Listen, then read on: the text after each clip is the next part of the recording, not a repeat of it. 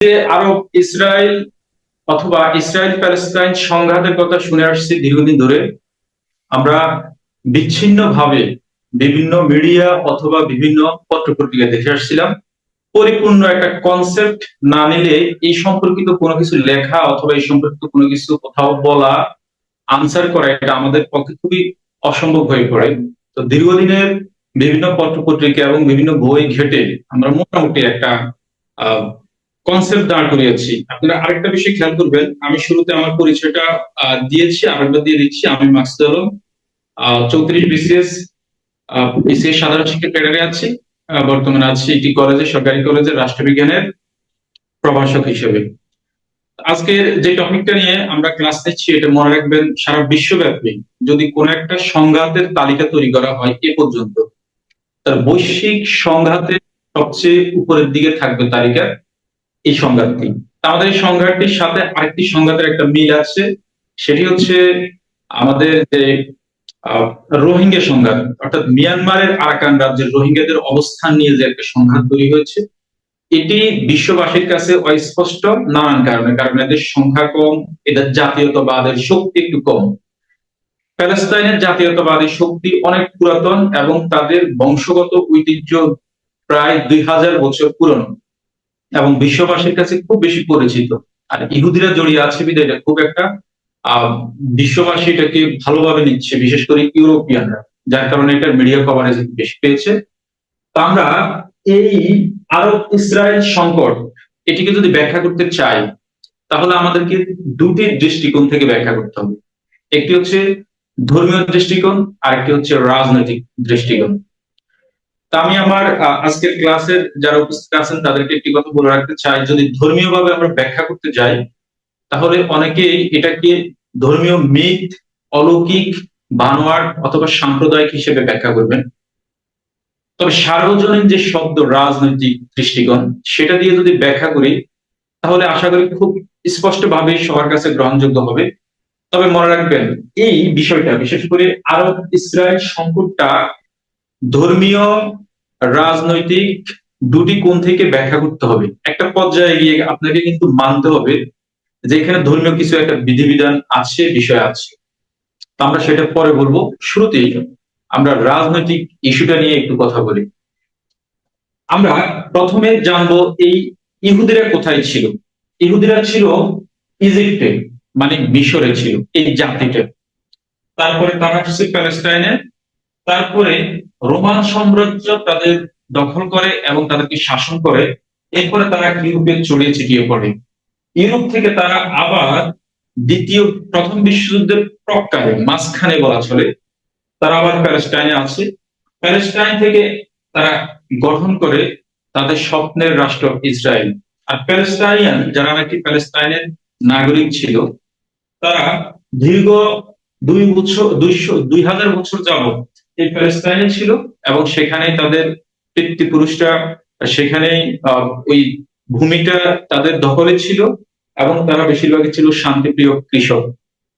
আমরা এই অংশটাকে পরবর্তীতে আবার যখন আমাদের ক্লাস শেষ হবে, আমরা ধর্মীয় দৃষ্টিকোণ থেকে কিভাবে তারা ইজিপ্ট থেকে প্যালেস্টাইনে আসলো, প্যালেস্টাইন থেকে আবার রোমানরা কেন তাদেরকে তাড়িয়ে দিল, ইউরোপে কেন ছড়িয়ে ছিটিয়ে ছিল, কেন তাদের জাতীয়তাবাদ থাকা সত্ত্বেও একটা সংখ্যাগরিষ্ঠ ইহুদিবাদী রাষ্ট্র পূর্বে গঠিত হয় নাই, সে বিষয়টা পরে আমরা আলাপ করবো। আমরা এবার রাজনৈতিক দৃষ্টিকোণ থেকে যদি এটাকে ব্যাখ্যা করতে যাই, তাহলে শুরুতে জেনে নেবো আমাদের 1859 সাল থেকে 1880 সাল পর্যন্ত একটা ইহুদি নিপীড়নের বিভিন্ন ঘটনা সমূহকে কেন্দ্র করে আলোচনা শুরু করতে হবে। আমরা একটি কথা বলে রাখি ইহুদিদের সম্পর্কে, আপনারা নিশ্চয়ই শুনতে পাচ্ছেন, যদি না শুনতে পান, কোনো কিছু গোলযোগ হয় তো অবশ্যই একটু সাউন্ড করবেন। ইহুদিরা ইহুদিদের একটা বৈশিষ্ট্য হচ্ছে তারা খুবই ঝামেলা সৃষ্টিকারী এবং সামাজিক ভাবে তারা বিশৃঙ্খলা সৃষ্টি করে।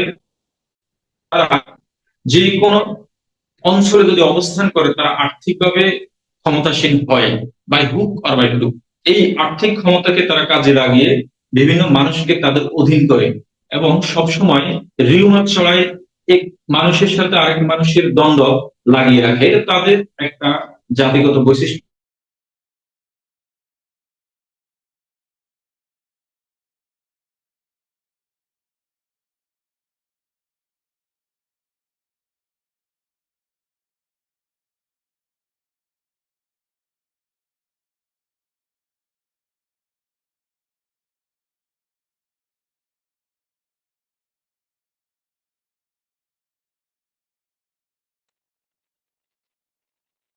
তার কথা শোনা যাচ্ছে না।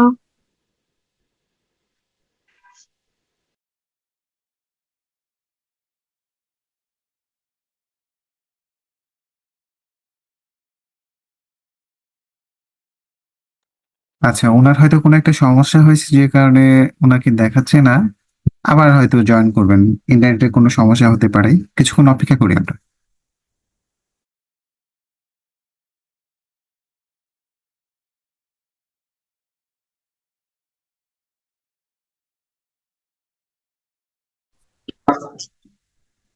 নাকবা কি সেটা আলোচনা করব, নাকশা কি সেটা আলোচনা করব, এবং প্রথম ইন্তিপাদা কি সেটা আলোচনা করব, এবং দ্বিতীয় ইন্তিপাদা কি সেটা আলোচনা করবে। এই বিষয়গুলো একসাথে কোনো বইতে আপনারা পাবেন না, যার কারণে আপনাদেরকে রিকোয়েস্ট করবো আপনারা একটু কাগজ কলম যদি রাখেন নোট ডাউন করে রাখার জন্য।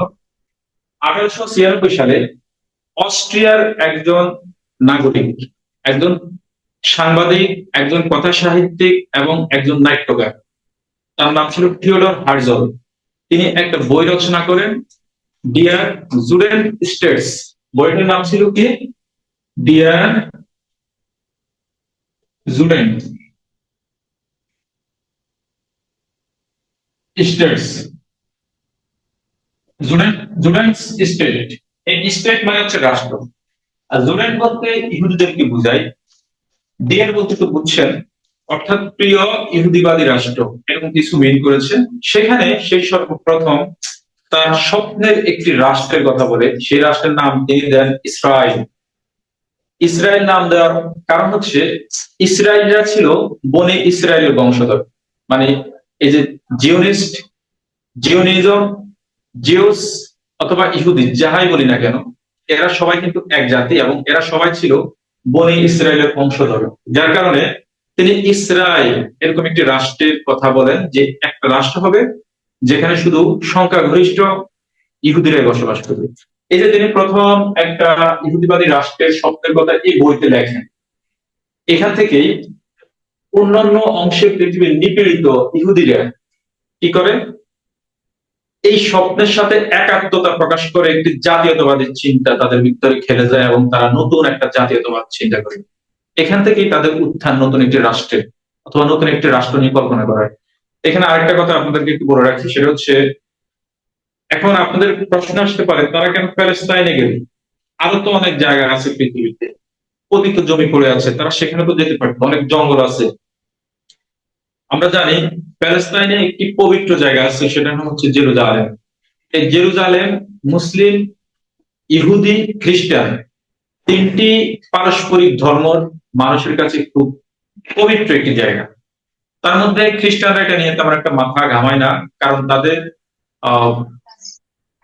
অলরেডি একটা পবিত্র ভূমি আছে ইতালিতে, আপনারা জানেন।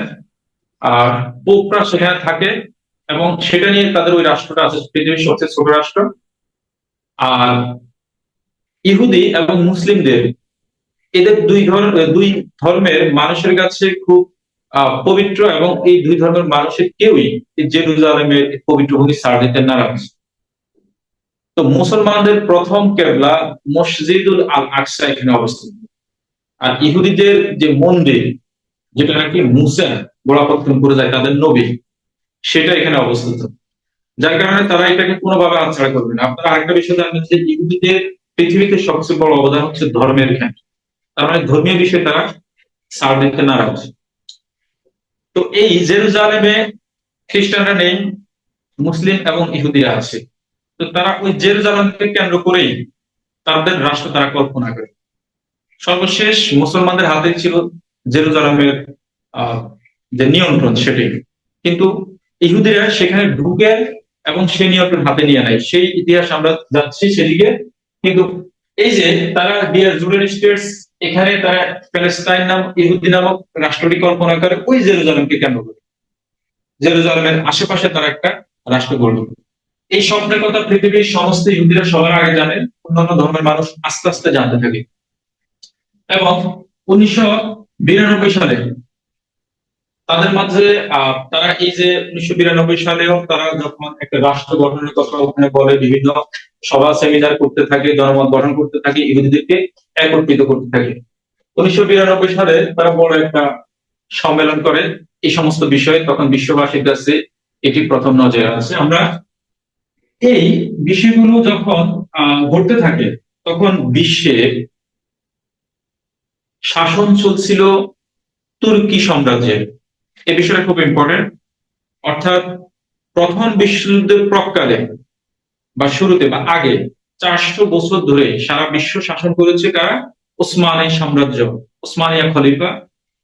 বর্তমানে তুরস্ক, তুরস্ক কেন্দ্রিক, অর্থাৎ এখন যেমন আমেরিকা সারা বিশ্ব শাসন করে, তখন তুরস্ক সারা বিশ্বকে শাসন করে। তখন এই প্যালেস্টাইন নামক যে ভূখণ্ড, সেটা তুরস্কের দখলে ছিল। এই একটা বিষয়। আরেকটা বিষয় আপনাদেরকে বলি, আমরা অনেকেই বলে থাকি যে প্যালেস্টাইনিয়ানরা আজকে নিজের ভূখণ্ডে পরাধীন, তারা তাদের স্বাধীনতা হারিয়েছে ইহুদিদেরকে জায়গা দিয়ে। এখানে একটা ভুল আছে। প্যালেস্টাইন কখনো স্বাধীন ছিল না। মানে এই জন্মের পর থেকে তারা পরাধীন ছিল এবং বিভিন্ন শাসক গোষ্ঠী কর্তৃক শাসিত হতো। তারা কখনো কি ছিল না? স্বাধীন ছিল না। এবং আজ পর্যন্ত তারা কিন্তু স্বাধীন হয় নাই, এটা ট্রু। তো এই প্যালেস্টাইন নামক ভূখণ্ডটি ইসরায়েল সৃষ্টির আগেও বিভিন্ন শাসক গোষ্ঠী কর্তৃক শাসিত হতো। 1914 সালে যখন প্রথম বিশ্বযুদ্ধ শুরু হয়, ফার্স্ট ওয়ার্ল্ড ওয়ার যখন শুরু হয়, তখনও প্যালেস্টাইনিয়ানরা ছিল কার অধীনে? তুরস্কের অধীনে। এবার ইন্টারেস্টিং একটা ঘটনা বলি। আমরা যখন দেখলাম প্রথম বিশ্বযুদ্ধ শুরু হয়, তখন অক্ষ শক্তিতে কারা কারা ছিল? এই অক্ষ শক্তির সাথে তুরস্ক ছিল, অর্থাৎ জাপানের সাথে এরা ছিল। অক্ষ শক্তিতে যে তিনটা রাষ্ট্র ছিল, তার মধ্যে তুরস্ক তাদের স্ট্রং একটি সমর্থন ছিল। আর জাপান, জার্মানি, ইতালি তাদের মধ্যে এরা সমর্থনে ছিল স্ট্রংলি। একটু এক মিনিট।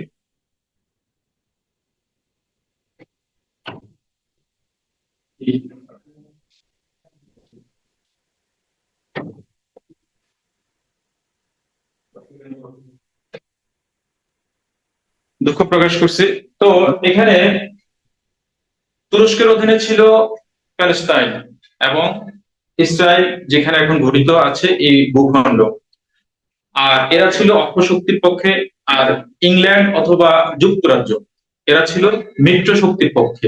যখন প্রথম বিশ্বযুদ্ধ শুরু হয়, তখন যুদ্ধে যখন পরস্পর বিরোধী শক্তি তারা যুদ্ধ করে, তখন ব্রিটিশ সৈন্যরা 1917 সালে এই তুরস্কের অধীন থেকে তুরস্কের সৈন্যদেরকে পরাজিত করে ইসরায়েল প্যালেস্টাইন, অর্থাৎ ওই ভূখণ্ডটি দখল করে নেয়। তার মানে 1917 সালে তুরস্কের কাছ থেকে প্যালেস্টাইন দখল করে নেয় কে? যুক্তরাজ্য। এখানে আরেকটি বিষয় আপনাদেরকে ক্লিয়ার করি। 1915 সালে, 1916 সালে, 1917 সালে, তিনটা সাল আছে এখানে। আপনারা হয়তোবা বলবেন বা ভাববেন আমরা এই ইতিহাস জানবো কেন? আপনারা ইসরায়েল প্যালেস্টাইনের যে সংঘাত, হ্যাঁ, অথবা যুদ্ধ, এটার পটভূমি না জানলে আপনাদের কনসেপশন ক্লিয়ার হবে না। এবং এই সম্পর্কিত যদি কোনো মতামত আপনাদেরকে দিতে বলে লিখিত অথবা মৌখিক, আপনারা কিন্তু পারবেন না। কোশ্চেন অনেক রকমের হবে, কনসেপশন যখন ক্লিয়ার হবে তখন আপনারা খুব সহজে, ঠিক একইভাবে আপনাদেরকে পড়তে হবে আমাদের রোহিঙ্গা ইস্যুটা। তাহলে যে অ্যাঙ্গেলে কোশ্চেন করা হোক আপনারা কিন্তু উত্তর দিতে পারবেন। আরেকটা বিষয় মনে রাখবেন, বর্তমান বিসিএস পরীক্ষায় রোহিঙ্গা ইস্যু আর এই যে প্যালেস্টাইন ইসরায়েল ইস্যুটা, এটা খুব সহজ প্রশ্নের উৎস। প্রশ্নকর্তারা খুব ভালোবাসেন এখান থেকে প্রশ্ন করতে। এবং এই সব অংশগুলো আমরা যতই মাতামাতি করি না কেন, ওই যে ভিতরের বিষয়গুলোতে আমরা পড়ি না। এই কারণে বলছি যে কনসেপশন ক্লিয়ার করার জন্য আমাদের এগুলো পড়তে হবে। 1915 সালে সৌদি আরবের প্রিন্স শরীফ হোসাইনকে ব্রিটেন বলে যে আমরা যদি তুরস্কের কাছ থেকে এই ভূখণ্ড দখল করে নিতে পারি, তাহলে এই ভূখণ্ড আমরা তোমাদেরকে দিয়ে দিব। কাকে বলছে? সৌদি আরবের প্রিন্স শরীফ হোসাইনকে। প্রিন্স মানে সেই সৌদি আরবের রাজা। এখন যেমন আমরা দেখতে পাচ্ছি ওখানকার প্রিন্স আসে বা রাজা আছে। 16 সালে ফ্রেঞ্চ সরকারকে ব্রিটিশ সরকার যুদ্ধের ভিতরেই একটা লোভ দেখায় যে আমরা যদি তুরস্কের কাছ থেকে এই ভূখণ্ড নিতে পারি তাহলে তোমাদেরকে দিয়ে দিবে।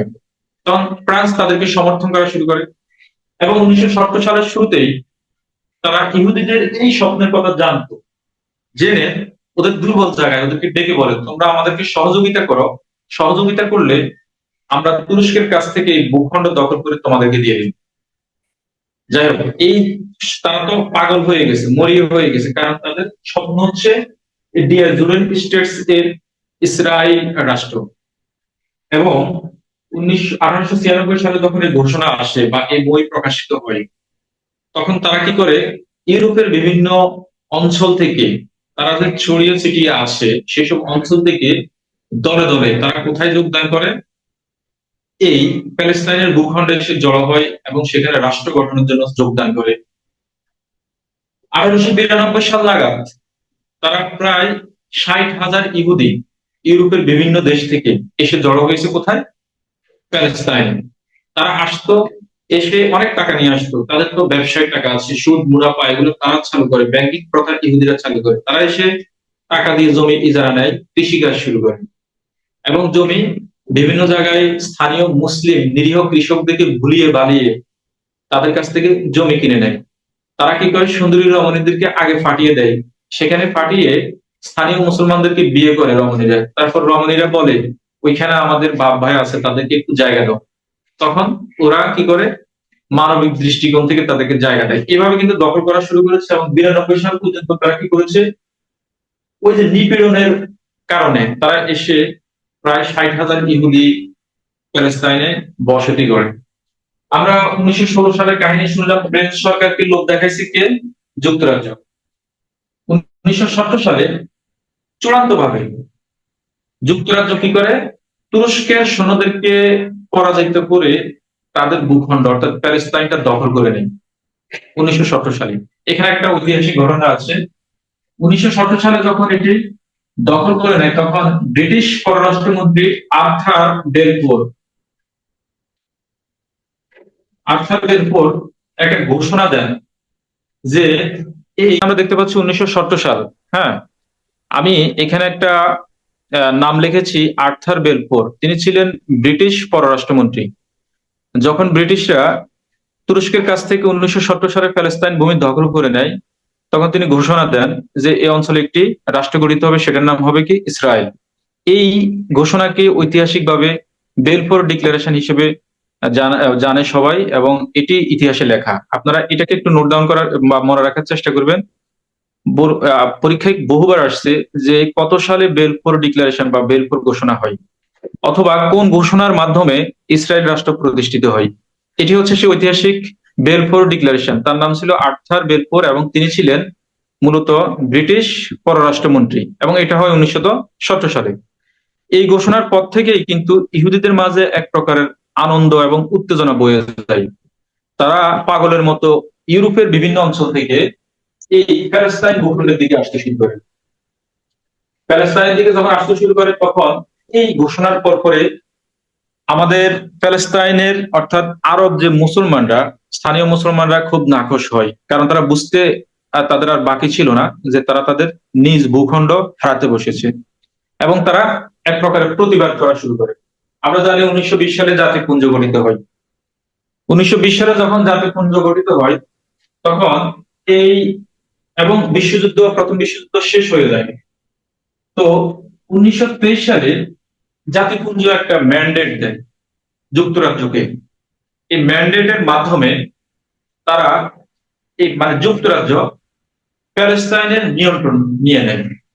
অর্থাৎ ওইখানকার যে বিশৃঙ্খলা, সামাজিক ভাবে অর্থনৈতিক ভাবে একটা বিশৃঙ্খলা সৃষ্টি হয়েছিল, সেটা সুশৃঙ্খল ভাবে সাজানোর জন্য দায়িত্ব দেওয়া হয় কাকে, যুক্তরাজ্যকে।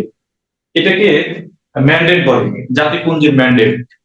অর্থাৎ স্বাধীন হওয়ার আগ পর্যন্ত তারা কি করবে, এটা দেখবে। তো 1923 সালে এই দায়িত্ব পায় কে, যুক্তরাজ্য। এর ভিতরে কিন্তু তাদের মধ্যে নানান রকমের উত্তেজনা সৃষ্টি হয়েছে। কাদের ভিতরে, ইহুদি এবং মুসলিমদের ভিতরে। মুসলমানরা চাচ্ছে ইহুদিরা এই অংশে না আসুক, এবং ইহুদিরা চাচ্ছে, মুসলমানরা চাচ্ছে তারা এই অঞ্চলে না আসুক, আর ইহুদিরা চাচ্ছে তারা এই অঞ্চলে এসে কি করবে, তাদের মতো করে জমি দখল করে, তাদের মতো করে সুবিধা মতো জমি দখল করে তারা একটা রাষ্ট্র গঠন করবে। এটা চাচ্ছে ইহুদিরা, এবং তারা খুবই বদ্ধপরিকর, আত্মবিশ্বাসী, কারণ বিশ্বের নামি দামি শক্তিগুলো তাদের সাথে আছে। এটা শুরু হয়েছে, খুব উত্তেজনা সৃষ্টি হয়েছে। তো মনে রাখবেন, তখন যে তাদের অঞ্চলে উত্তেজনা সৃষ্টি হয়েছিল, বিশ্ববাসী এটা নিয়ে তেমন একটা নাক গলায় নাই, কারণ অলরেডি একটা বিশ্বযুদ্ধ শেষ হয়েছে, আরেকটা বিশ্বযুদ্ধের ঢামাডোল তখনও বাঁচতেছে, কারণ বিশ্বযুদ্ধের রেশ শেষ হয় নাই। আনুষ্ঠানিকভাবে শেষ হলেও ভিতরে ভিতরে উত্তেজনা চলছিল। ছোট একটা অঞ্চলের এই সমস্ত ছোটখাটো বিষয় নিয়ে মাথা ঘামানোর মতো বিষয় তখন আর বিশ্বে কারোই ছিল না। তখন ওইখানে ইহুদি শক্তিশালী, ইহুদি হিংস্র, আর এদিকে ছিল নিরীহ মুসলিম। এদের মধ্যে এক প্রকারের আহ সামাজিক বিদ্রোহ, মল্লযুদ্ধ এগুলো চলছিল। আমরা দেখতে পাচ্ছি 1923 সালে ম্যান্ডেট পায় যুক্তরাজ্য। তারা পরিপূর্ণভাবে সামরিক শক্তি ওখানে কি করে, স্থাপন করে এবং নিয়ন্ত্রণ নেয়। এরপরে দেখুন 1930 সালে, 1930 সালের দিকে ইহুদিরা জেরুজালেমের কিডবুটস নামক স্থানে কি করে, একটা কৃষি খামার গড়ে তোলে। এই কৃষি খামার যখন গড়ে তোলে ব্যাপক অঞ্চল জুড়ে, ঠিক তখনই মুসলমানদের মধ্যে শঙ্কা দানা বাঁধে আরো ব্যাপকভাবে, এবং তারা এবার সরাসরি যুদ্ধ ঘোষণা করে ইহুদিদের বিরুদ্ধে। তো আপনাদেরকে একটি কথা বলে রাখি এখানে, ইসরায়েলে প্যালেস্টাইনে তখন 5% ছিল মুসলমান, ইহুদি, আর 7% ছিল খ্রিস্টান, বাকিরা ছিল মুসলিম। এই 5% মুসলমানদের জমি, ইহুদিদের জমির দখল ছিল 10%, অর্থাৎ মোট জমির 10% ছিল ইহুদিদের দখলে, আর জনসংখ্যার 5% ছিল। তো এই অবস্থায় যখন বাইরে থেকে ইহুদিরা আসতে শুরু করে, তখন তাদের জনসংখ্যা হুট করে বাড়তে শুরু করে। 1930 সালের দিকে তাদের জনসংখ্যা প্রায় 30% হয়ে যায়, মোট জনসংখ্যা 30% হয়ে যায়। যখন সরাসরি মুসলমানরা ইহুদিদেরকে বাধা দেওয়া শুরু করে, তখন ইহুদিরাও পাল্টা আক্রমণ করে। সাথে সাথে যুক্তরাজ্যের যে সৈন্য ছিল, তারাও মুসলমানদেরকে মারতে শুরু করে। একদম সামরিক কায়দায় তারা কি করে, গুলি করতে থাকে, সামাজিকভাবে উচ্ছেদ শুরু করে, ধর্ষণ করে, এবং বেদম প্রহার করে, এমন ভাবে যে 1930 সাল থেকে অনেক মুসলিম ওই অঞ্চল ছেড়ে পার্শ্ববর্তী যে রাষ্ট্র মিশর, সিরিয়া, এসব রাষ্ট্রের দিকে পালিয়ে যায়। তারপরে তারা থেমে থাকে নাই। তারা কি করছে, বিষয়টা নিয়ে ব্রিটিশ সরকারের দরবারে যায়, তাদের সাথে আলোচনা, বৈঠক এগুলো করতে শুরু করে, কিন্তু কোনোভাবেই ইহুদিদেরকে দমানো যাচ্ছে না, এবং ব্রিটিশ যে সরকার তাদেরকে নোয়ানো যাচ্ছে না, তারা ইহুদিদের পক্ষে। 1933 সালে জার্মানের চ্যান্সেলর হয় কে, হিটলার।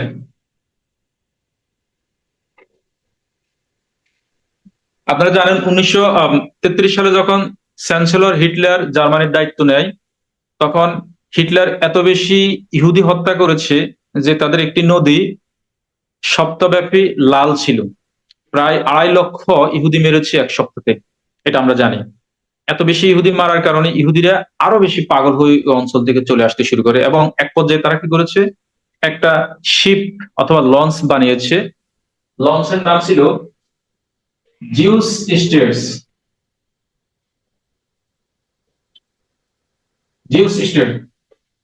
এই লঞ্চের উপরে তারা এটা লিখে ওই ইউরোপের জার্মানি সহ বিভিন্ন দেশ থেকে তারা লঞ্চ করেছে। ওই লঞ্চটাকে সাগরে, আটলান্টিক মহাসাগরের পূর্ব উপকূল দিয়ে তারা ঢুকে বিভিন্ন রাষ্ট্রে তারা নোঙ্গর করার চেষ্টা করেছে, নামার চেষ্টা করেছে, কিন্তু কেউই তাদেরকে ঢুকতে দেয় নাই।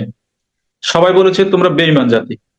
তারা কি করেছে, ভূমধ্য সাগর দিয়ে বর্তমান আমাদের প্যালেস্তাইনের যে গাজা উপত্যকা আমরা বলি, অবরুদ্ধ গাজা, সেখান দিয়ে ঢুকেছে। ম্যাপটা আপনারা দেখবেন, বিশ্ব ম্যাপের উপর যখন ক্লাস নেওয়া হবে তখন আপনার এই বিষয়টা ক্লিয়ার হবেন। সেখানে ঢুকে তারা এবার অকাতরে কান্না করে, এবং খুব বেশি আহ আবেগপ্রবণ ভাবে মুসলমানদের কাছে আবেদন করেছে যে আমরা তোমাদের ভাই, তোমরা দেখো সারা বিশ্ব আমাদেরকে স্থান দিচ্ছে না, আমাদের আত্মীয় স্বজন তোমাদের আশেপাশে আছে, আমাদেরকে তোমরা যদি জায়গা না দাও তাহলে পৃথিবীতে কোথাও যাওয়ার জায়গা আমাদের আর নেই। এই সমস্ত আবেগপ্রবণ কথাবার্তা বলছে স্থানীয় মুসলমান কৃষকরা, নরম মনের মানুষ, তারা বলছে ঠিক আছে তোমরা নামো। তারা প্রায় 1 লক্ষ ইহুদি ওই একসাথে ওখানে ঢুকার পরে তাদের সাথে এবার সরাসরি দ্বন্দ্বে লিপ্ত হয়। এর আগেও দ্বন্দ্ব হয়েছে, কিন্তু ওই সময় নামার পরে এবার তাদের পক্ষ থেকে তারা আক্রমণ শুরু করতেছে মুসলমানদেরকে। বিভিন্ন সুবিধাজনক জায়গায় তারা বাড়ি ঘর বানানো শুরু করেছে। এই আক্রমণের মুখে পড়ে মুসলমানরা আর কোনোভাবে টিকতে পারলো না। তারা কি করলো, 1937 সালে থেকে 1939 সাল পর্যন্ত আরব রিভোল্ট, অর্থাৎ তারা বিদ্রোহ করে। কারা বিদ্রোহ করে? আরবরা বিদ্রোহ করে কাদের বিরুদ্ধে? ব্রিটিশ সৈন্য এবং ইহুদিদের বিরুদ্ধে। এই বিদ্রোহে তারা নীরব পরাজয় বরণ করে, অর্থাৎ হত্যা, ধর্ষণ, অগ্নিসংযোগ সহ নানানভাবে তারা নির্যাতিত হয়। তারপরও তারা কিন্তু রিভোল্ট করে যায়, তাদের মাতৃভূমি যাতে করে হাতছাড়া না হয়। আচ্ছা, আমরা এই পর্যন্ত যে আলোচনা করেছি, এখানে কিন্তু দ্বিতীয় বিশ্বযুদ্ধ শুরু হবে। আমরা এই পর্যন্ত যে আলোচনা করতেছি, এই আলোচনার বিষয়টা ফলপ্রসূ হচ্ছে কিনা, আপনারা যারা ক্লাস করতেছেন তারা বুঝতেছেন কিনা, একটু আমাকে দুই একজন বলেন, দুই একটা কোশ্চেন করেন। জি স্যার, স্যার একটা বিষয় একটু বলার ছিল, বলবো? জি sure। হ্যাঁ বলেন। আম, মানে প্রথম কথা হচ্ছে আপনারা ক্লিয়ার করে বুঝতেছেন কিনা। জি জি স্যার, বুঝতে পারছি। আমরা স্যার সালভিত্তিক আলোচনা করার কারণ হচ্ছে এখানে একটা ইতিহাস কিন্তু সালটা ধরে আলোচনা করলে সহজে মনে থাকে একটা বিষয়। আরেকটা বিষয় হচ্ছে প্রত্যেকটা সালকে কেন্দ্র করে দুই একটা ঘটনা ঘটছে, আমি সেটা একটু বলার চেষ্টা করছি বা আলোচনায় আনার চেষ্টা করছি, আপনারা শুনলে কিছুটা মনে থাকবে। হ্যাঁ বলেন বলেন। স্যার বলছিলাম যে এই যে আরব ইসরায়েল সংকট মূলত হচ্ছে স্যার প্যালেস্টাইনের সাথে হচ্ছে ইসরায়েলের যে অবস্থাটা এখন চলতেছে, মাঝে মাঝে স্যার নিউজ পেপার দেখা যায় যে বাংলাদেশে হচ্ছে যে শরণার্থীদের আশ্রয় দেওয়া হয়েছে, ধারণা করা হচ্ছে যে মাঝে মাঝে বিভিন্ন ক্রাইমের কারণে বলা হয়ে থাকে যে আস্তে আস্তে বাংলাদেশের পরিস্থিতি ওইদিকে যাওয়ার সম্ভাবনা আছে। তো স্যার এই বিষয়টা কোশ্চেনটার জন্য অনেক ধন্যবাদ, তবে কোশ্চেনটা সর্বশেষ এই কোশ্চেন করবেন সর্বশেষ। এই কোশ্চেনটা আন্তর্জাতিক, ঠিক আছে, এটা অনেকে প্রত্যাশা করে, আশঙ্কা করে যে এটা হতে পারে। তা আমাদের প্রত্যাশা হচ্ছে যে ইহুদিরা যে পরিমাণ দ্রুত এবং যে পরিমাণ সাপোর্ট আন্তর্জাতিক ভাবে তারা পেয়েছে, হ্যাঁ, তাহলে অন্যান্য বিশেষ করে এই আমাদের রোহিঙ্গা জনগোষ্ঠী কিন্তু এরকম সাপোর্টও পাচ্ছে না এবং তাদের মেধা শক্তি ওরকম নাই। দ্বিতীয় কথা হলো তাদের সংখ্যা আহ অনেক বেশি হলেও তাদের ওই কোয়ালিটি নাই। আরেকটা বিষয় হচ্ছে আমাদের দেশে এরকম রিভোল্ট হবে না, কারণ আমরা এই অঞ্চলে বেশিরভাগই মুসলিম, তারাও মুসলিম। সাধারণত ভিন্ন ধর্মের হইলে সংঘর্ষটা তুঙ্গে চলে যায়, একটা বিষয়। আর আরেকটা বিষয় হচ্ছে ওদের পজিশন। আরবে একটা সংঘাত অথবা সংকট তৈরি করে রাখলে বিশ্ব মোড়লদের একটা বড় ধরনের লাভ হয়, সেটা হচ্ছে তারা সেখানে নাক গলাতে পারে, আর নাক গলানোর মাধ্যমে তারা মধ্যপ্রাচ্যের যে জ্বালানি শক্তি সেটার উপর একটা নিয়ন্ত্রণ নিতে পারে। এগুলা খামোখা কিন্তু কিছু হয় না, মনে রাখবেন। আমাদের এই অঞ্চলে এরকম কিছু হবে না, এখন পর্যন্ত এটা বলা যায়। এবং এটাও আমরা শিওর, আমি রোহিঙ্গা জনগোষ্ঠীর উপর একটা ক্লাস অলরেডি আছে, সেখানে দেখিয়েছি, যদি সুযোগ হয় আপনাদের সাথে আলোচনা করব। তারা কিন্তু ওই তাদের ভূখণ্ডে ফিরে যেতে হবে। আর আমাদের এখানে এত বেশি জনসংখ্যা যে সবাই এক কিল করে দিলে কিন্তু তারা মোটামুটি সোজা হয়ে যাবে, সুতরাং ওই আশঙ্কা করবেন না, ওটা হবে না। হ্যাঁ, আমাদের এখানে যে আলোচনা করতেছি, বুঝতেছেন যে কোশ্চেনটা করছেন, সে কি বুঝছেন? জি জি স্যার, বুঝতে পারছি, থ্যাংক ইউ। আচ্ছা, আমি দ্বিতীয় বিশ্বযুদ্ধের প্রাক্কালে চলে আসছি। আমি প্রথম বিশ্বযুদ্ধ থেকে দ্বিতীয় বিশ্বযুদ্ধ পর্যন্ত যে আলোচনাটা করেছি, এখানে মোটামুটি বুঝছেন, কনসেপ্টটা ক্লিয়ার হয়েছে যে তারা কোত্থেকে কোথায় আসছে, ইহুদি জনগোষ্ঠী, এটা বুঝছেন? জি স্যার, বুঝতে পারছি। হ্যাঁ, আরেকটা বিষয়, আমরা যখন ধর্মীয় লাইনে আলোচনা করব তখন কিন্তু পুরো সবকিছু ক্লিয়ার হয়ে যাবে, একদম পকপকা হয়ে যাবে, ওইটা পরে আলোচনা করব। আমি এবার তারা যে লঞ্চ নিয়ে আসছে এবং কিভাবে এখানে লঞ্চ করেছে, নোঙর করেছে, সে বিষয়টা আলোচনা করেছে। এগুলো কিন্তু ঐতিহাসিক সত্য। হ্যাঁ, বিভিন্ন সময় আমরা ফেসবুকে এরকম কিছু লেখা আমরা দেখতে পাই। এবার আসুন 1939 সালে দ্বিতীয় বিশ্বযুদ্ধ শুরু হয়। কিন্তু দ্বিতীয় বিশ্বযুদ্ধ, এটা আপনারা জানেন টুকটাক, কিন্তু এগুলোর সাথে যে ইহুদি জনগোষ্ঠী অথবা প্যালেস্তাইনের এই লিঙ্ক আপ, সেটা হয়তো আপনারা বুঝেন নাই। এই দ্বিতীয় বিশ্বযুদ্ধ যখন শুরু হয়, তখন ব্রিটিশ সরকার একটা বিষয় ভাবছিলেন যে, ব্রিটিশ সরকার তো খুব চালাক। তারা চিন্তা করলেন, আমাদেরকে যদি বিশ্বযুদ্ধে বিজয় লাভ করতে হয়, তাহলে মুসলমানদেরকেও হাতে রাখতে হবে। কারণ আপনারা জানেন যে তারা অনেক মুসলমান অঞ্চল শাসন করছে, আমাদেরকেও তখন আমরাও তখন তাদের অধীনে, ব্রিটিশদের। আবার বিচক্ষণ এবং মেধাবী ইহুদিদেরকেও হাতে রাখতে হবে। তখন তারা কি করছে, এর আগে 1939 সালের আগেই ইহুদিরা 30,000 তরুণ তরুণীকে কি করে, ব্রিটিশ সরকারের সাথে তাদের সৈন্যদের সাথে ট্রেনিং দিয়ে বলে যে 30,000 তরুণ তরুণী আপনাদেরকে দিলাম, আপনারা আপনাদের যুদ্ধে ব্যবহার করবেন। আসলে কিন্তু তাদের একটা গোপন মিশন ছিল। এখানে মিশনটা ছিল যে, যেহেতু মুসলমানদের সাথে তাদের দফায় দফায় বিদ্রোহ, যুদ্ধ, মল্লযুদ্ধ হচ্ছে, তারা বিজয় লাভ করার জন্য ব্রিটিশ সরকারের কাছ মাধ্যমে সামরিক ট্রেনিংটা নিয়ে নিল, সাথে সাথে অস্ত্র হাতে নিল, এবং অস্ত্রের বানানোর ট্রেনিংটা তারা নিয়ে নিল। ব্যাস, 1939 সালে যখন যুদ্ধ শুরু হয়, তখন ব্রিটিশ সরকার মুসলমানদেরকে সন্তুষ্ট করার জন্য তারা কি করে, একটা শ্বেতপত্র রচনা করে। 5 বছর মেয়াদী শ্বেতপত্র রচনা করে। কোথায়? 5 years হোয়াইট পেপার রচনা করে 1939 সালে। 5 বছর মেয়াদী শ্বেতপত্র রচনা করে। এই 5 বছর মেয়াদী শ্বেতপত্রের মধ্যে কি ছিল, যে আগামী 5 বছর সর্বোচ্চ 70,000 ইহুদি প্যালেস্তাইনে ঢুকতে পারবে। এটা ছিল শ্বেতপত্রের মূল কথা।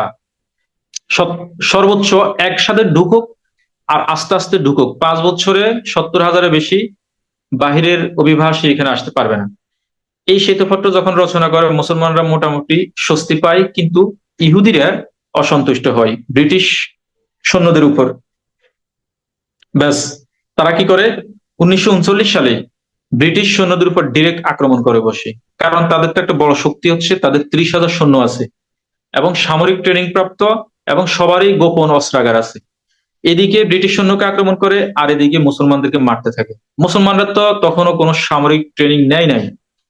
ব্যাস, তাদের গোপন অস্ত্রাগার গুলো আস্তে আস্তে সবার সামনে ওপেনে চলে আসতে শুরু করে, এবং তারা অস্ত্র হাতে নিয়ে, যারা সামরিক তারাও যুদ্ধ করে, যারা বেসামরিক তারাও এই অস্ত্র ব্যবহার শুরু করে। এখন 1939 সালে ব্যাপক মার খায় মুসলমানরা। মুসলমানদের যে সামাজিক নেতা ছিল, তারাও পালিয়ে চলে যায়, এবং তাদের পরিবার প্রথা, সমাজ ব্যবস্থা ভেঙে তছনছ হয়ে যায়। তো এখানে একজন নেতা ছিল মুসলমানদের, নাম হচ্ছে মোহাম্মদ হুইসেন। সে মোটামুটি শক্ত ছিল, এবং শক্ত হাতে দমন করার এক পর্যায়ে সে সিরিয়াতে গেছে। তখন সিরিয়া মুসলিম রাষ্ট্র, পার্শ্ববর্তী দেশ, সেখানে গিয়ে অস্ত্র কামনা করে 1939 সালে। কিন্তু সিরিয়ান সরকার মুসলমানদেরকে অস্ত্র দিতে অস্বীকৃতি জানায়, এবং মোহাম্মদ হুইসেন খালিয়াতে ফিরে এসে 1939 সালে আবার যুদ্ধে ঝাঁপিয়ে পড়ে, এবং সে শহীদ হয়, মার্টার্ড হয়। সে যখন মৃত্যুবরণ করে, তখন মুসলমানদের মনোবল আরো ভেঙে যায়, এবং অনেক মুসলিম পার্শ্ববর্তী দেশে পালিয়ে যায়। ব্যাস, ইহুদিদের জন্য আরো বেশি সুযোগ হয়। ইহুদিরা এই অঞ্চল আরো বেশি সুবিধাজনক জায়গা, উর্বর জমি, নদীর পাশে তারা দখল করতে শুরু করে। আর যেখানে মনে করে এই অঞ্চল দখল করা তাদের জন্য সুবিধাজনক হবে, সেখান থেকে মুসলমানদেরকে তারা উচ্ছেদ করে। আমরা যখন নাকবা পড়বো, নাকশা পড়বো, তখন এই বিষয়গুলো আরেকটু ক্লিয়ার হবে।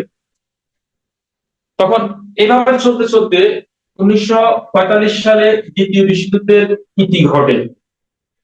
আমরা দ্বিতীয় বিশ্বযুদ্ধে যখন সমাপ্তি ঘটে, তখন জাতিসংঘ গঠিত হয় 1945 সালে। তো জাতিসংঘের মধ্যে আমাদের 6টা অঙ্গ সংস্থান তখন ছিল, এখন 5টা, একটা নাই। ওই 6টা অঙ্গ সংগঠনের মধ্যে যেটা এখন বিলুপ্ত, কার্যক্রম নাই, সেটার নাম ছিল ওসি পরিষদ। তখন ওসি পরিষদের কাজ হলো, যেসব অঞ্চল মোটামুটি স্বাধীনতাকামী, তারা স্বাধীনতা চায়, যৌক্তিক, তাদেরকে স্বাধীন করে দেওয়া। তো ব্রিটিশ এর অধীনে ওই যে এই যে এখানে আছে 1923 সালে যে একটা ম্যান্ডেটের মাধ্যমে তারা এই অঞ্চল হাতে রাখছিল। কোন অঞ্চল? প্যালেস্তাইন অঞ্চল। এখন ওসি পরিষদ এই অঞ্চলকে স্বাধীন করবে না? অবশ্যই করবে। তো স্বাধীন করার জন্য যখন কথা উঠে, তখন ব্রিটিশ সরকার এই যে এদের মাঝে একটা দ্বন্দ্ব, জমিটা কিভাবে ভাগ হবে সেটা নিয়ে 1947 সালে কি করে জাতিসংঘের দরবারে যায় যে আমার পক্ষে তো সম্ভব হচ্ছে না, এদেরকে স্বাধীনতা আমরা কিভাবে দিব, এরা তো মানতেছে না এবং বিদ্রোহ করতেছে। হ্যালো, শোনা যাচ্ছে না? জি, শোনা তো যাচ্ছে, আপনি কন্টিনিউ করেন। 1947 সালে তারা কি করেছে, এই বিষয়টা নিয়ে বৈঠকে বসে। তখন একটা বিষয় মনে রাখবেন, বিশ্বের নতুন শক্তি আমেরিকানরা সর্ব মানে সর্ব শক্তি নিয়ে এক মেরুকরণের মাধ্যমে বিশ্ববাসীর কাছে আবির্ভাব হতে যাচ্ছিল। তো সেখানকার রিচার্ড নিক্সন সহ খুব বেশি উগ্র যারা ছিল, আহ তারা মোটামুটি ইহুদিদেরকে সমর্থন করছিল। তারা একটা ঘোষণা দেয় 1947 সালে জাতিসংঘের মাধ্যমে যে মোট জমির 50% 50% পাবে কারা? ইহুদিরা। আর 50% পাবে মুসলিমরা। এই যে একটা সিদ্ধান্ত, এই সিদ্ধান্ত মোতাবেক দুটি রাষ্ট্র গঠিত হবে, একটা হচ্ছে ইসরায়েল আর একটা হচ্ছে প্যালেস্তাইন।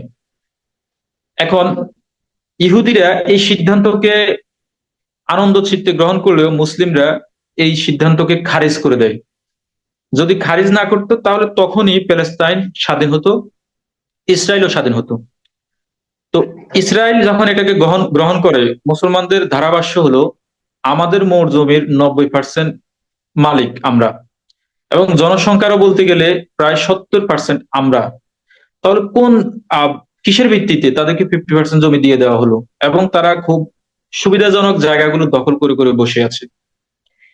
তখন মুসলমানরা আন্দোলন সংগ্রামে লিপ্ত, আর ওইদিকে ইসরায়েল রাষ্ট্র গঠনে ব্যস্ত। 1948 সাল 1948 সালে ব্রিটেনের যে সৈন্য সোলজাররা যুদ্ধ করতে করতে যখন ক্লান্ত পরিশ্রান্ত, তখন তারা কি করে 1948 সাল রাতে 14ই মে তারা কাউকে কিছু না জানিয়ে বিমানে করে তারা সকল সৈন্য নিয়ে ব্রিটেনে চলে যায়। যখনই তারা ব্রিটেনে চলে গেল, তখনই ইহুদিরা ঘোষণা করলো যেহেতু আজকে ব্রিটেন চলে গেল, সেহেতু আজকে থেকে আমরা স্বাধীন। এবং তারা 1948 সালে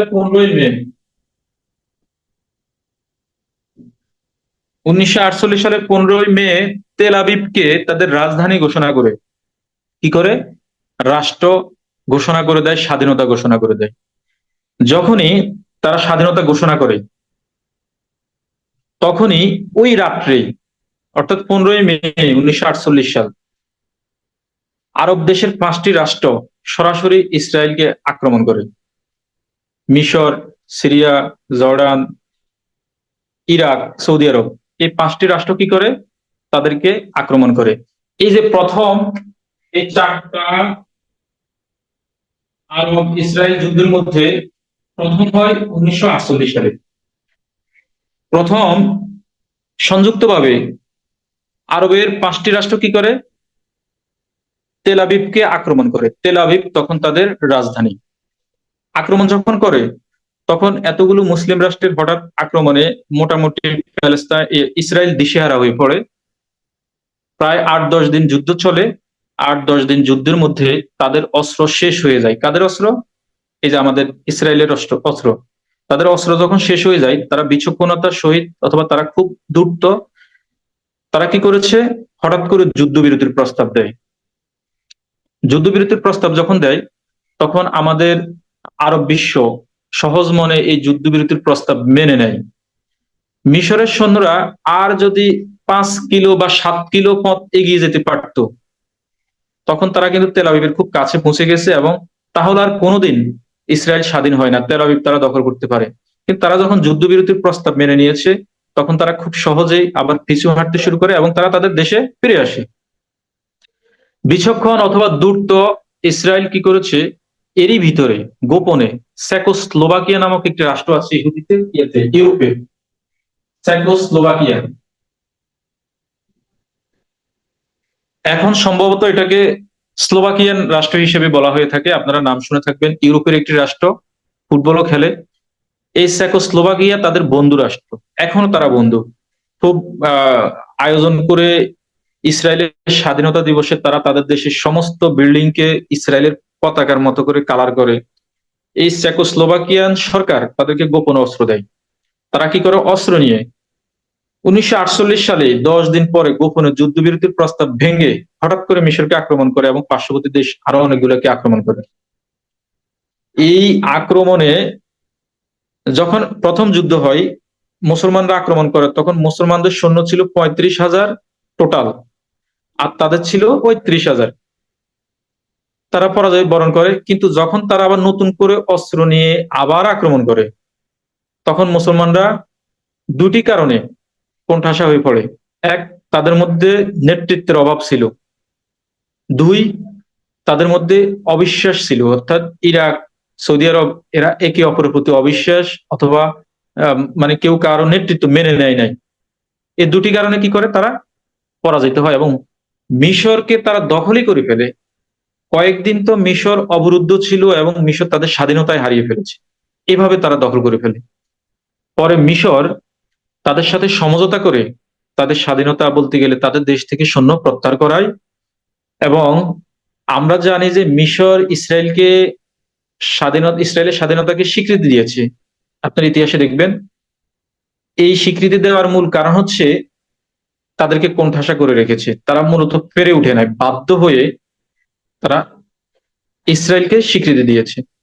ব্যাস, এই যে 1948 সালে ইসরায়েল স্বাধীন হয়, আমরা দেখতে পাচ্ছি 17 সালে তারা বেলফোর ডিক্লারেশনের মাধ্যমে একত্রিত হয়। 1948 সালে তারা স্বাধীন হয়। এই স্বাধীনতার পরে মূলত তাদেরকে আর কেউ যুদ্ধ করে পরাজিত করতে পারে নাই। স্বাধীনতার পর থেকে 4টা যুদ্ধ হয়, 4টা আরব ইসরায়েল যুদ্ধ হয়। আরব ইসরায়েল যুদ্ধ বলা হয় এই কারণে, আরব দেশের কয়েকটা রাষ্ট্র মিলে তাদেরকে আক্রমণ করছে। প্যালেস্টাইন এখন যুদ্ধ করেই যাচ্ছে। প্রথম হয় 1948 সালে, এরপর 1956 সালে, 1967 সালে, 1973 সালে। এই 4বার। প্রত্যেকবার আরব দেশের মুসলিমরা শোচনীয় ভাবে তাদের কাছে পরাজয় বরণ করে। কারণ ছিল কি, দুটি। সারা বিশ্ব যে শক্তিশালী রাষ্ট্রগুলো সবাই চেয়েছে ইহুদি রাষ্ট্র এখানে সার্ভাইভ করুক, প্রতিষ্ঠিত হোক। তার মধ্যে অন্যতম হচ্ছে ব্রিটিশ এবং আমেরিকান। আর আরেকটি কারণ হচ্ছে তাদের ভিতরে এত বেশি উদ্দীপনা, এত বেশি সংকল্প, এত বেশি মানসিক মনোবল যে তাদের মধ্যে আছে, সেটা এই অঞ্চলের মুসলমানদের মধ্যে ছিল না। এবং ওই অঞ্চলের মুসলমানরা ছিল মূলত দুর্বল, শান্তিপ্রিয়, নিরীহ, যার কারণে পেরে উঠছে না। এই যে 1973 সাল পর্যন্ত 4টি আরব ইসরায়েল যুদ্ধ ঘটে, এর ভিতরে টুকটাক কিছু রাজনৈতিক ঘটনা প্যালেস্তাইনের মধ্যে ঘটে। এই 48 সালের পর থেকেই প্যালেস্তাইন রাজনৈতিক হয়ে ওঠে। এর আগে তারা কিন্তু রাজনৈতিক অথবা পলিটিক্যাল ছিল না, তারা ছিল সোশ্যাল। অর্থাৎ সোশ্যাল কার্যক্রমের মাধ্যমে তারা চেয়েছিল এটাকে সমাধান করতে। কিন্তু এই বিষয়টা তো পুরোই আন্তর্জাতিক রাজনীতির অংশ। তখন তারা আস্তে আস্তে আস্তে আস্তে পলিটিক্যাল হয়ে ওঠে। এই যে পলিটিক্যাল হয়ে ওঠে, পলিটিক্যালের মধ্যে আমরা পিএলও দেখি, পাত্তা দেখি, হামাস দেখি, প্রথম ইন্তিফাদা দেখি, দ্বিতীয় ইন্তিফাদা দেখি। তারপরে 2004 সালে ইয়াসির আরাফাত মৃত্যুবরণ করে। 2012 সালে আমাদের প্যালেস্টাইন অসদস্য পর্যবেক্ষক রাষ্ট্রের মর্যাদা পায় জাতিসংঘে। দেখুন, অসদস্য পর্যবেক্ষক রাষ্ট্র। তারপরে 16 সালে কিছু উত্তেজনা সৃষ্টি হয়। 2023 সালে, সরি 22 সালে না, এটা হবে 23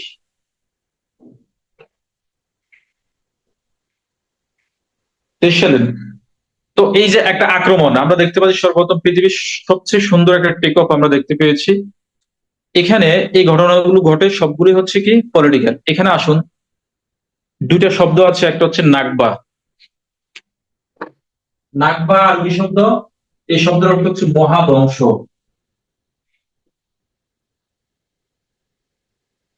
আরেকটা হচ্ছে নাকশা, মহাবিপর্যয়। মহাধ্বংস এবং মহাবিপর্যয়, এই দুটি শব্দ আরবি শব্দ। এই দুটি শব্দের অর্থ হচ্ছে, ওই যে লিখে দিয়েছি, একটা হচ্ছে মহাধ্বংস আর একটা মহাবিপর্যয়। এগুলো ইসরায়েলিদের কাছে খুব সুখবর এবং প্যালেস্তাইনের কাছে খুব বেশি দুঃখের এবং মনে রাখার মতো মর্মান্তিক। 1948 সালে যখন যুদ্ধ হয় আরব ইসরায়েল, তখন তারা ব্যাপক ধ্বংসযজ্ঞের মাধ্যমে মুসলমানদের বসত ভিটা উচ্ছেদ করে সেখানে তারা নিজস্ব বসতি গড়ে জোর করে। এই কারণে তারা এটার নাম দিয়েছে নাকবা।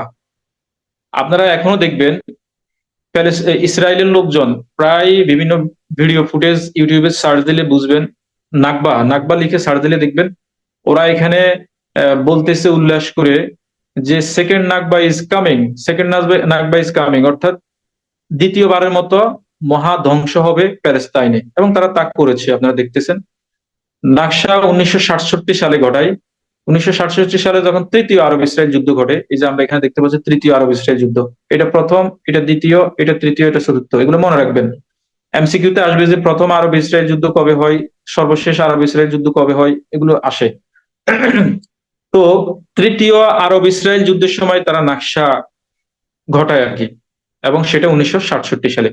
এর ভিতরে তিনটা সংগঠন আমরা প্যালেস্তানিয়ানদের দেখতে পাচ্ছি, যেটা প্যালেস্তানিয়ান যারা, তাদেরকে খুব বেশি সংগঠিত এবং আশার আলো জাগিয়েছে। একটি হচ্ছে পিএলও, প্যালেস্তাইন লিবারেশন অর্গানাইজেশন, এটি 1964 সালে প্রতিষ্ঠিত হয়। এরপরে ফাত্তা, ফাত্তা একটি রাজনৈতিক দল। ফাত্তা শব্দের অর্থ হচ্ছে বিজয়ী, বিজয় সোজা কথা, মানে ভিক্টোরি। তাহলে ফাত্তা এবং পিএলও একসাথে গঠিত হয়। ফাত্তা হচ্ছে রাজনৈতিক দল আর পিএলও হচ্ছে একটা সংগঠন, অর্গানাইজেশন। আর আমরা আরেকটা শব্দ দেখতে পাচ্ছি হামাস। হামাস শব্দের অর্থ হচ্ছে উদ্দীপনা, মানে সজীবতা, উদ্দীপনা। এটি গঠিত হয় 1987 সালে। এই যে হামাস, হামাস হচ্ছে সামরিক সংগঠন মূলত। এটা ফাত্তা হামাস দুইটা যদিও এখন মোটামুটি বিভক্তির পথে, তারপরেও কিন্তু তাদের লক্ষ্য একটা, এবং সেই লক্ষ্য তারা সঠিকভাবে লক্ষ্যে পৌঁছানোর জন্য কাজ করছে। তো ওটা হচ্ছে হামাস একটু উগ্র, তাদের কথা হইলে কোনো ছাড় নাই। তারা যেরকম আমাদেরকে নাকবা দেখিয়েছে, আমরা তাদেরকে নাকবা দেখিয়ে ছাড়বো। কিন্তু ফাত্তার কথা হইলো যে না, আমরা আলাপ আলোচনা পলিটিক্যাল বিষয় পলিটিক্যালি সমাধান করব, কিন্তু ওটা সম্ভব হচ্ছে না। হোয়াট এভার, ফাত্তা হচ্ছে রাজনৈতিক দল। ফাত্তার গোড়াপত্তন হয় 1929 সালে, যখন মিশরে মুসলিম ব্রাদারহুড গঠিত হয়, তখন তাদের সাথে। হামাসও কিন্তু নাটকীয় ভাবে গঠিত হয়, অনেকটা নাটক দেখিয়েছে ইসরায়েলিদেরকে। ইহুদিরা মোটামুটি এটার উপরে খুব গোল খেয়েছে আর কি। এদেরকে তারা এক সময় প্যাট্রোনাইজ করতো এদের মাধ্যমে ইতিবাচক মনোভাব সারা বিশ্বে তৈরি করার জন্য। কিন্তু হামাস মোটামুটি ভিতরগতভাবে একটা খেল দেখিয়েছে, খেল দেখিয়ে তাদের মাধ্যমে লালিত পালিত হয়ে পরবর্তীতে তাদের ভিতরেই আহ তাদের বিরুদ্ধে অস্ত্র ধরেছে মুসলমানদের পক্ষে, যেহেতু হামাস মুসলমানদেরকে নিয়ে গঠিত হয়েছে। এরপর আসুন প্রথম ইন্তিফাদা। ইন্তিফাদা তাও আরবি শব্দ। এই ইন্তিফাদা শব্দের অর্থ হচ্ছে গণজোয়ার। এটি 1987 সাল থেকে 1993 সাল পর্যন্ত থাকে। তাহলে প্রথম ইন্তিফাদা কবে? 87 সাল থেকে 1993 সাল পর্যন্ত। এটা একটা গণ আন্দোলন অথবা গণজোয়ার সৃষ্টি হয়।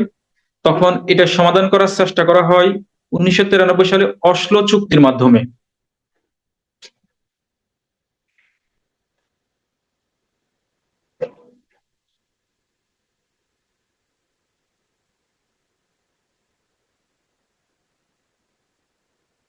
আপনারা অনেকেই কিন্তু অসলো চুক্তির নাম শুনেছেন। এই অসলো চুক্তি হচ্ছে মোটামুটি ইসরায়েল এবং প্যালেস্তাইনের মধ্যে এক প্রকার চুক্তি, যে আমরা কিভাবে বিষয়টাকে সমাধান করা যায়।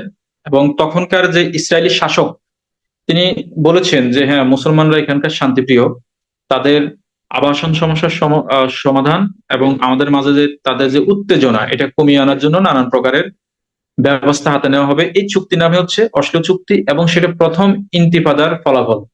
এরপর দ্বিতীয় ইন্তিফাদা শুরু হয় 2000 সালে।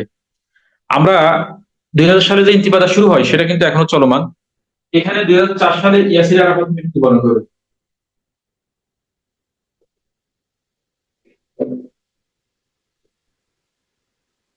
এখন ইয়াসির আরাফাত কে? ইয়াসির আরাফাত হচ্ছে পিএলওর প্রধান, পিএলওর দায়িত্বে ছিলেন।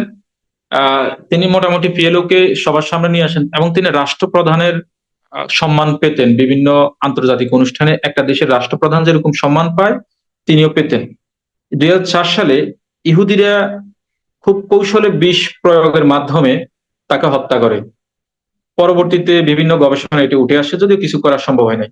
আর 2012 সাল একটা বিষয় আপনাদের সামনে উপস্থাপন করেছে, নিশ্চয়ই এটা দেখেছেন, বলেছি। এবং সর্বশেষ যে তারা আক্রমণ করে, কারা?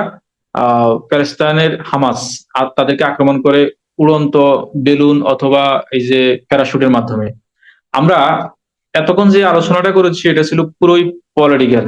এবার এই ইহুদি জাতি ইজিপ্ট থেকে, প্রথমে বলেছি এই কোনায় খেয়াল করেন আপনারা, এই যে এখানে ইজিপ্ট থেকে প্যালেস্তাইনে কেন গেল সেটা কিন্তু একটা গুরুত্বপূর্ণ বিষয়। এবং রোমান সাম্রাজ্যের পরে ইউরোপে কিভাবে গেছে সে বিষয়টা যদি আপনারা জানেন তাহলে মোটামুটি আরো ক্লিয়ার হয়ে যাবেন। আপনারা যারা মুসলিম তারা তো অবশ্যই মুসা নবীর নাম শুনেছেন, তাই না? মুসা ছিল তখন ইহুদিদের নবী। তিনি আসছিলেন কোথায়? অ্যাকর্ডিং টু রিলিজিয়ন বা অ্যাকর্ডিং টু আওয়ার যে Islamic history, sorry religious history, সেই রিলিজিয়াস হিস্ট্রির আলোকে আমরা এটা বলছি। এখানে মুসা আসার পরে ফেরাউনের নাম শুনেছেন আপনারা। ফেরাউন ওই মিশরের সবচেয়ে অত্যাচারী একজন রাজা ছিল। ফেরাউনের অত্যাচার সহ্য করতে না পেরে আমাদের মুসলিমরা, সরি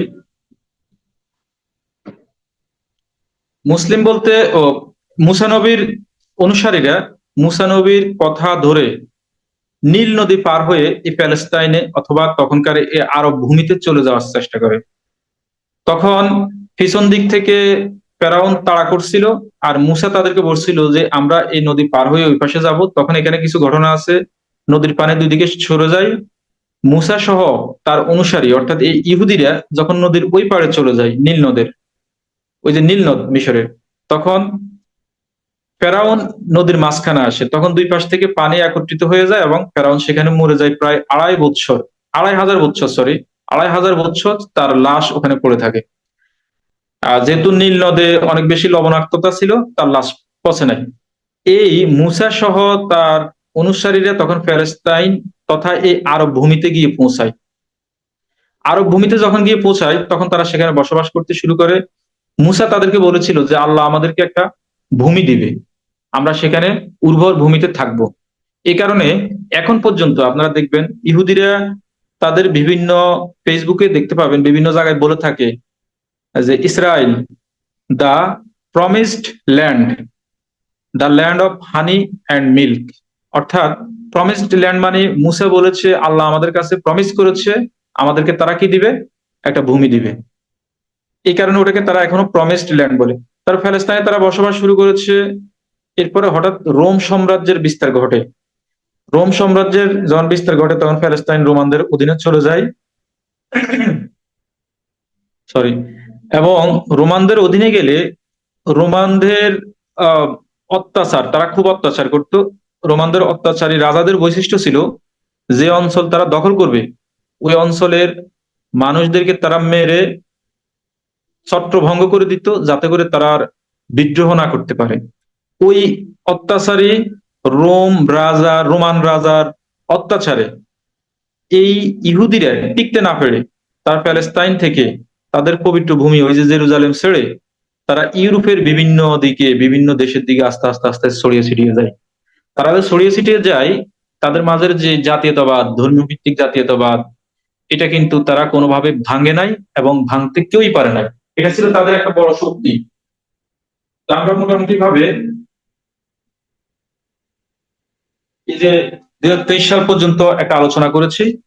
এই আলোচনা আমাদের নেট ভিত্তিক একটা বিভ্রান্তির মধ্যে আপনাদের সামনে কতটুকু পৌঁছাতে পেরেছি আমি চেষ্টা করেছি। আপনারা একটু কেউ বলতে পারেন যদি কোনো কোশ্চেন থাকে, প্লিজ। ওই যে ইহুদির মানে বর্তমান যে প্রজন্ম, সেটা যদি হচ্ছে মুসা আলাইহিস সালামের বংশধর বা ও যদি কিছু হয়ে থাকে, তাহলে তো ওরা এখন মানে এটা অবিশ্বাসীদের ইয়েতে কনভার্ট হয়ে গেলে কি করবে? না, ওখানে ওই ধর্মভিত্তিক বিষয় হচ্ছে তারা মুসা নবীর ছিল, তো মুসা নবীর আমলে এক ধরনের আহ ইয়ে ছিল আর কি, যে ওইটা ওইভাবে চলবে। পরবর্তীতে যখন অন্যান্য নবীরা আসছে তখন আল্লাহর পক্ষ থেকে আরেক ধরনের ধরেন কিতাব দিয়েছে, যে এই কিতাব অনুসারে চলো। তারা কিন্তু এই কিতাব গ্রহণ করে নাই, তারা কয় না আমাদের মুসাই ঠিক আছে। এই কারণে তারা ওই সিলসিলা ধরে ওইদিকে রয়ে গেছে। এরপরে খ্রিস্টানরা আসছে, খ্রিস্টানদের যে কিতাব তারা ওটা নিয়ে পড়ে আছে। মোহাম্মদ সাল্লাল্লাহু আলাইহি সাল্লাম আসার পরে তারা এটাকে বিশ্বাস করে নাই, কিন্তু তাদের প্রতি নির্দেশ ছিল যে এটার পরে যদি কোনোটা আসে তাহলে আমাদের বর্তমানটা ইনভ্যালিড হয়ে যাবে। তারা কিন্তু ওটা মানে নাই, যার কারণে তাদের বংশধর রয়ে গেছে। বুঝতে পেরেছেন? জি জি স্যার, এখন ক্লিয়ার, থ্যাংক ইউ। এই আর কি। তাদেরটা এই ধর্ম তিনটা কিন্তু মানে মোটামুটি রিলেটেড, কিন্তু তারা মানছিল না। ওটা ছিল মুসার অনুসারী। ওদেরকে বনি ইসরায়েলও বলে থাকে, ইহুদি বলে থাকে, নানান নামে ডাকা হয়।